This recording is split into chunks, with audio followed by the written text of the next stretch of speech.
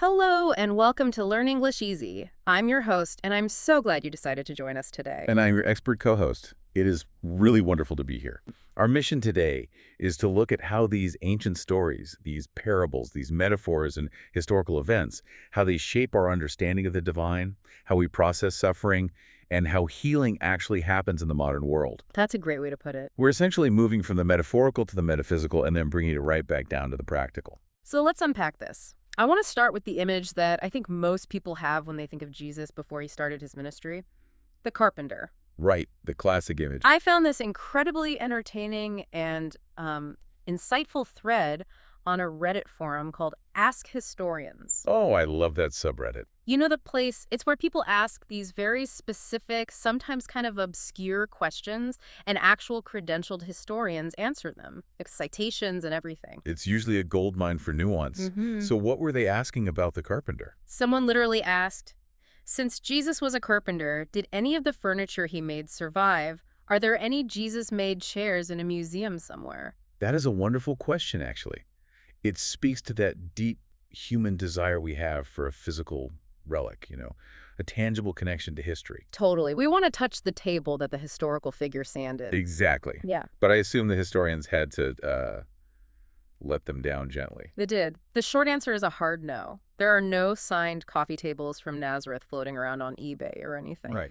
But what I found really interesting was the context the historians provided, because we tend to have this, this cozy storybook image of a carpenter, right?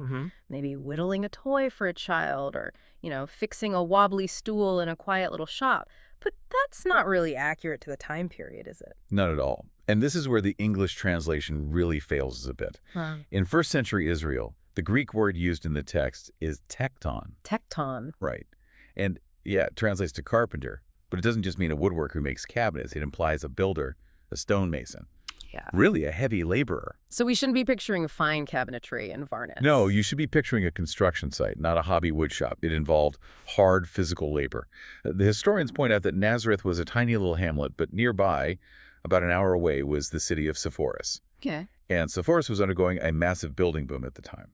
So it is highly likely that a tekton living in Nazareth would travel pretty significant distances. Like an hour or more each way. On a donkey or just on foot? Exactly, to these big work sites. That sounds absolutely exhausting. It was. It was gritty, sweaty, exhausting work. Moving stone, heavy timber. He would have had calloused hands, sun-weathered skin, aching muscles. It's a very blue-collar reality. That changes the mental image so much. It's less Geppetto and more construction foreman. For sure. And that grit, that reality, actually sets the stage perfectly for this first story I want to share.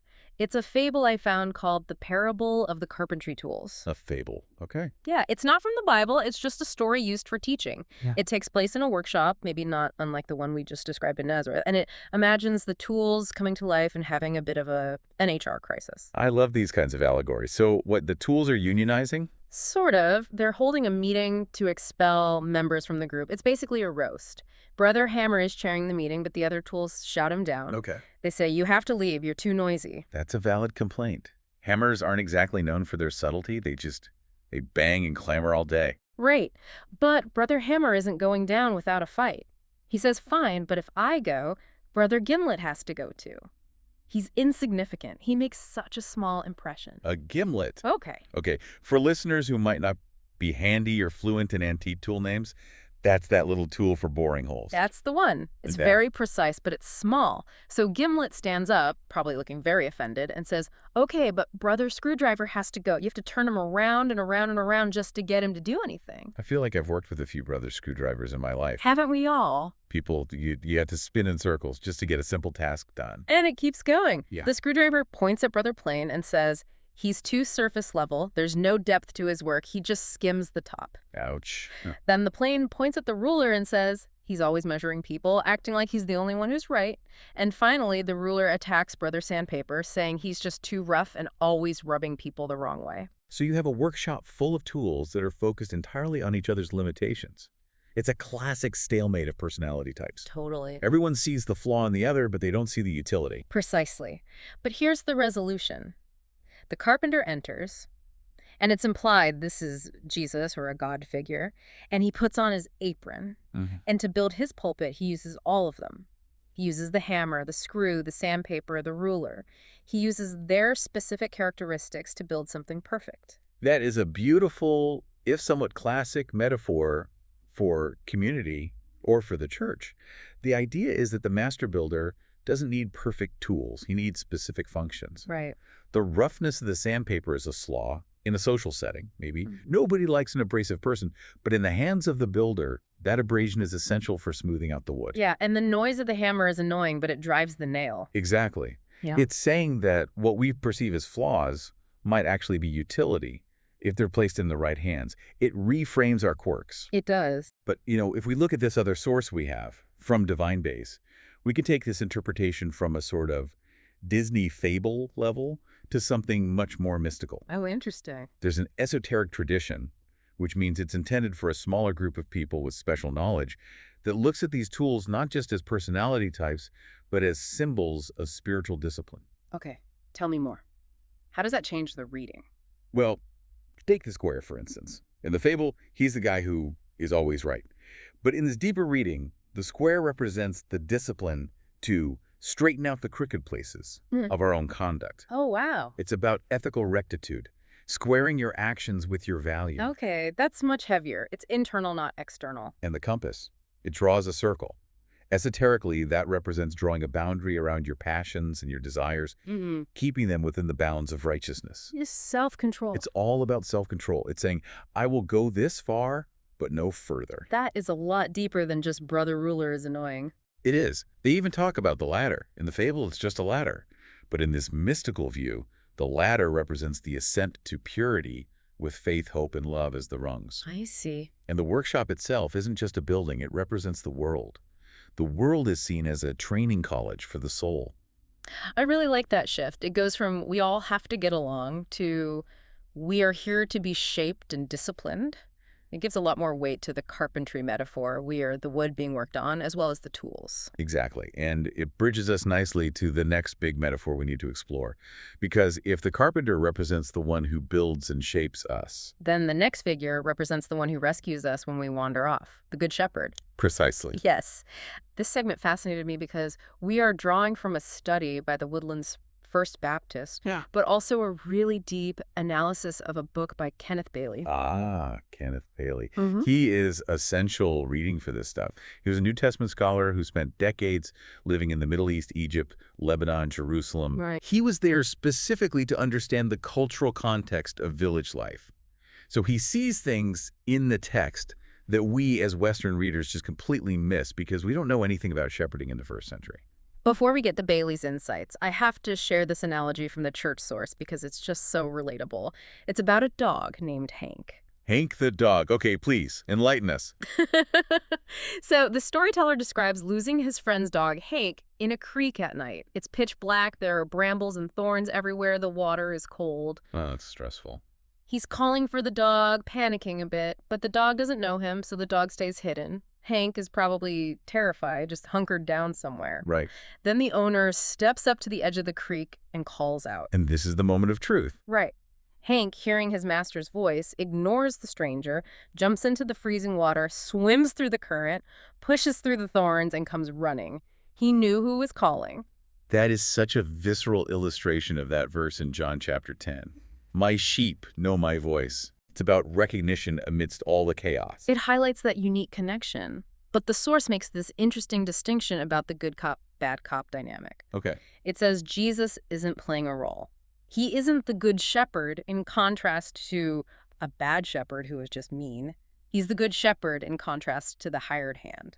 That is such a critical economic distinction. The hired hand, I mean, he might be a decent guy. He might like sheep just fine, but he doesn't own the sheep. It's a gig economy job for him. Exactly. When the wolf comes, when the crisis hits, the hired hand does the math. He does a cost-benefit analysis. Precisely. My life is worth more than this sheep's life. I'm not getting paid enough to die for this. Yeah. And he runs. It's rational behavior for an employee. Whereas the shepherd stays because the sheep are his. His life is inextricably linked to theirs. It's an identity, not a job. If the sheep die, his livelihood, his reputation, his heart, It dies with them. And that leads us right to Bailey's insights. Because Bailey points out something I never really thought about regarding the lost parables. Specifically, the parable of the lost coin. This is where Bailey just shines. Most people know the story. A woman loses a silver coin, sweeps the house, lights a lamp, finds it, and rejoices. Seems simple enough. It does. But Bailey points out the cultural shockwave of Jesus making a woman the protagonist of a parable about God. Right. In a first-century patriarchal culture, that was a really bold move. Incredibly bold. He's using a woman to represent the divine nature. And notice the action. It's a divine pursuit. What do you mean by that? Well, in a lot of Western religion, we often think, I need to find God. I need to get my act together so God will take me back. We view it as our work. But in the stories of the sheep and the coin, the lost object does nothing. That's true. The sheep is just lost, probably bleeding helplessly. The coin is inanimate. It's dead weight. That's so true. The coin can't repent. The coin can't decide to be found. It's just lying under a rug somewhere. Precisely. The initiative is 100% on the seeker. It paints this picture of a God who is frantically, relentlessly searching for you. Sweeping the house, lighting the lamp. Moving the furniture. It's not about you finding your way home. It's about you being found. That reminds me of that C.S. Lewis quote that's referenced in the source. It's famous for a reason. Oh, yeah. He says, we are half-hearted creatures. He says we are like an ignorant child who wants to keep making mud pies in a slum because we can't imagine what is meant by the offer of a holiday at the sea. It connects perfectly. We settle for the mud pies, the hired hand, the surface-level existence, the brother plane life, because we don't realize the shepherd wants to give us the ocean. We don't realize the value we have to the seeker. Exactly. So we've established this idea of a God who builds us like a carpenter and searches for us like a shepherd. But here is where it gets really interesting and, well, controversial. Does this shepherd still intervene in physical, impossible ways today? Or is that just ancient history? The question of miracles. This is always a heated topic. We have a source here from Sufizzo, reviewing a book by Craig Keener called Miracles Today. And the host poses the question, do miracles still happen? And we should clarify, Craig Keener is a heavyweight scholar. He's not some fringe conspiracy theorist. He wrote a massive 2-volume academic work on this. Okay. In this book, he takes on the famous argument by the philosopher David Hume. Can you remind us what was Hume's argument? Essentially, Hume argued that a miracle is a violation of natural law. And since natural laws are fixed, gravity, physics, biology, and our uniform experience tells us they don't break, miracles are, by definition, impossible. Or at least the evidence for them is always unreliable. Exactly, because it contradicts the laws of nature. But Keener pushes back on that definition. He does. He argues that miracles aren't violations of law. They are extraordinary signs or interventions. Think of it this way. If I catch an apple falling from a tree before it hits the ground, I haven't broken the law of gravity. No, gravity's still pulling it down. Exactly. Gravity is still working. I have just introduced a new agent, my hand, to intervene in the outcome. Keener argues God does the same thing. He doesn't break physics. He intervenes within the system as a higher agent. And he brings receipts. The transcript mentions the case of Barbara Comiskey, this story. Wow. It's hard to dismiss because of the documentation. It really is. So, for the listeners, Barbara had multiple sclerosis. She was blind, unable to walk, and her body was literally contracted into a fetal position. Wow. Her hands and feet were twisted inward. She had a tube in her chest. Doctors had completely written her off. This was the end. Right. And the story goes, she heard a voice tell her to get up and walk. And she did. Instantly, blindness gone. Walking, the deformity in her hands and feet gone. And the key here is that Keener interviewed the doctors. This wasn't a he said, she said kind of story. Right. There were medical records verifying the before and the after. The lesions on her brain and spine disappeared. It challenges our worldview. And that brings up the aha moment mentioned in the source. Why do we hear about these things so much more often in the developing world, Africa, South America, parts of Asia, than we do in the West? The source suggests it's intellectual snobbery. It's a harsh term, but I think it holds some water. Yeah. The West has been heavily influenced by deism, that idea of the clockmaker god. Right. He winds up the universe and then just steps back to let it run. Exactly. We view the world as a machine. If a gear fixes itself, we panic because machines aren't supposed to do that. We're conditioned to be skeptical. Whereas in other cultures, they often have a worldview that sees the spiritual and the material as totally interwoven. They expect spiritual agency, so they aren't surprised when the shepherd steps in. that makes sense. Dr. Gary Burnett, who reviewed the book, he admitted that reading these accounts chipped away at his own unbelief. I love that phrase, chipping away at unbelief. It's like we have this calcified layer of skepticism that needs to be broken through. But, and this is a huge but that we cannot ignore, we have to balance this. Because if we only talk about the miraculous healings, we ignore the reality that sometimes the cup doesn't pass. Right. Sometimes the healing doesn't come. Sometimes you pray and the silence just remains. Which brings us to the darkest and frankly most difficult part of our journey today, the Garden of Gethsemane. Yes, this is where the theology meets the reality of pain. We have a source from J.D. Greer that really stopped me in my tracks. It points out a contrast I'd never really noticed. He asks us to compare Jesus in Gethsemane to other famous martyrs. Okay. Take William Wallace in the movie Braveheart. Freedom. Exactly. Defiant, screaming in the face of torture. Or think of Socrates drinking the hemlock. He's calm, philosophical, lecturing his students until the very end. He treated death like a minor inconvenience. Right. But Jesus, the text says he was sorrowful and troubled. He's trembling. He's asking for a way out. He seems afraid. It's a jarring image. Martin Luther once said, "Never do we see a man fear death like this man." It makes you uncomfortable. So the question is, was Jesus a coward? Was he less brave than William Wallace or some Greek philosopher? And clearly the answer from the text is no. So what was he seeing that Wallace wasn't? Greer's theology here is so profound. He argues that Jesus wasn't afraid of the physical torture, the nails, the spear. He knew that was coming. He was afraid of the cup. The cup of wrath, right. Mm. The theology is that on the cross, Jesus was going to absorb the full consequence of human sin, which, in this worldview, is total separation from the divine. He looks into that cup and sees abandonment. Utter abandonment. The source notes that when Jesus prays, Abba, Father, for the first time in all of eternity, there's silence. Wow. The Father is silent. That is the horror. It's not the death of the body, it's the death of the relationship. Greer uses the analogy of a father turning away from his child in their moment of greatest need. That rejection is what crushed him. And physically, the stress was so intense he experienced hematidrosis, sweating blood. Which fits the setting perfectly. Gethsemane literally means oil press. Oh, I didn't know that. Yeah, he was being pressed, crushed like an olive by the weight of what was coming. It wasn't just fear. It was a crushing pressure on his soul. You know, we have another source here, a thesis by Scott Royal, that adds this whole philosophical layer to this anxiety. It references scholars like Lonergan and Caputo. This is definitely the heavy lifting part of the show. Indeed. It talks about anxiety as faith. We usually think anxiety is the opposite of faith, like if you're anxious, you aren't trusting enough. If you're trembling, you're weak. Exactly. But this thesis suggests that understanding Christ's anxiety helps us understand our own humanity. It's the concept of imitatio Christi, imitating Christ. Usually we try to imitate his power or his kindness.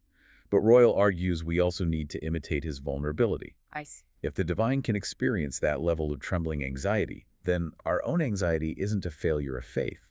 It's part of the human experience that God is dignified by living through it himself. That is really comforting. It means when we are in the oil press, when we are sweating and shaking, we aren't necessarily doing something wrong. We're just where he was. Exactly. And that idea that we can find meaning in the suffering, that we can reframe the darkness, is the perfect bridge to our final segment. Because we have to ask, how do regular people, not theological figures, get through their own Gethsemanes? Right. And we have a transcript from the Parable podcast featuring a conversation with two women, Lana and Lorraine, founders of a group called Out of the Dark. This is where the rubber meets the road. These aren't ancient texts. These are modern lives. And Lana shares a story that is just, it's heartbreaking. She grew up in a horrifically abusive family. Just nightmare fuel. And she talks about asking God the question we all ask when we are in that oil press. Why? Why did you let this happen to me? It's the oldest question. The problem of pain. And her answer, what was it? She says she felt a divine answer in her heart. And I want to get this quote right because it's so powerful. She heard, "You don't know how much I cut from happening to you." That stops you cold. It did for me. It's such a radical reframing. Instead of seeing only the trauma, she was invited to see a protection that happened within the trauma. That is a profound psychological shift.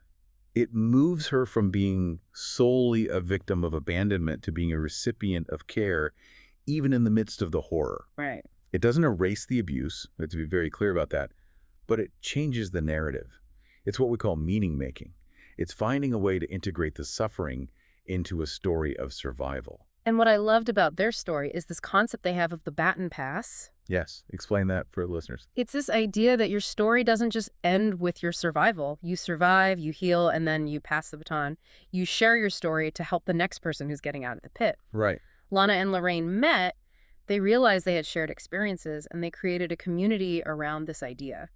This brings us all the way back to the carpenter's tools, doesn't it? How do you mean? Well, think about Lana. She was sandpapered by life, roughed up, scarred, scratched. But she uses that experience, that roughness, to connect with other women who are suffering. That's true. A shiny, perfect, brother-ruler tool couldn't reach those women. They would feel judged. They need someone who knows the dark. Right. The source mentions that when they share their stories, other women realize, I can get better too. It's that community aspect. Just like the carpenter used all the tools to build the pulpit, these women are using their broken pieces to build a platform for healing. And notice the direction. The expert in the source notes that healing requires looking forward. You can't stay in the pit. You have to acknowledge the Gethsemane moment, yes, but then you have to get up. You have to let the shepherd find you. And then you have to join the work of the carpenter. I love how all these sources, which seem so different at the start, furniture, sheep, medical records, abuse recovery, they really do layer on top of each other. They do. It's a holistic view of the human spirit, in a way. So let's try and recap this journey we've been on. Okay. We started in the carpenter shop, and we learned that we are all imperfect tools. Some are noisy, some are dull, some are sharp. But the master builder can use all of us to construct something meaningful. We aren't discarded because of our quirks. Not at all. Then we went to the pasture. We saw the good shepherd who isn't a hired hand. He owns the sheep. He pursues the lost coin with a lamp and a broom. He wants to give us a holiday at the sea, not just mud pies in the slum. Right. Then we faced the reality of miracles. We saw that in the modern world, the clockmaker doesn't just watch. Sometimes he intervenes, healing the incurable, challenging our own intellectual snobbery. And then we sat in the dark of Gethsemane. We realized that anxiety and feeling abandoned are part of the story, even for the divine. The oil press of life squeezes us, but we aren't alone in that experience. And finally, we saw out of the dark. We saw that trauma, when it's reframed through faith and community, can become a baton that we pass to others to help them heal. It's a lot to process, but it's a beautiful picture when you put it all together. It really is. And I think it leaves us with a challenge. What's that? Well, going back to that first story, the carpenter used the broken tools to build a pulpit, a place where truth is spoken. So to you, the listener, if you feel like a broken tool today, maybe you feel like the noisy hammer that everyone finds annoying, or the sandpaper that's been rubbed raw by life, or the gimlet that feels totally insignificant. What is being built through you? Exactly. What pulpit, what platform of empathy or strength is being constructed specifically because of your imperfections, not in spite of them? That's a great thought. Maybe your rough edges are exactly what someone else needs to smooth out their own life. That is a powerful thought to end on. You don't have to be perfect to be useful. You just have to be in the master's hand. Precisely. Well, this has been a journey. Learn English easy, living up to its name, right? Oh, absolutely. Simplest deep dive yet. I'm sure everyone caught all the nuances of hematodrosis and esoteric symbolism on the first pass. Right.